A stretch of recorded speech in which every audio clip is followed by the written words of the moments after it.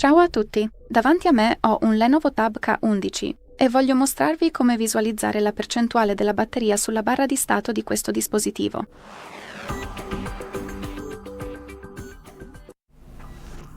Quindi iniziamo aprendo le impostazioni e qui nella sezione a sinistra scorriamo e troviamo Notifiche e centro di controllo.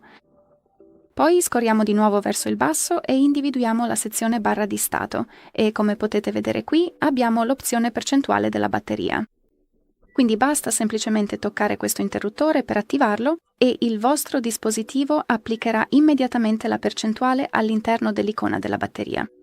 Ovviamente potete disattivare questa opzione semplicemente toccando di nuovo l'interruttore e, purtroppo, questo è l'unico modo per mostrare la percentuale della batteria su questo dispositivo.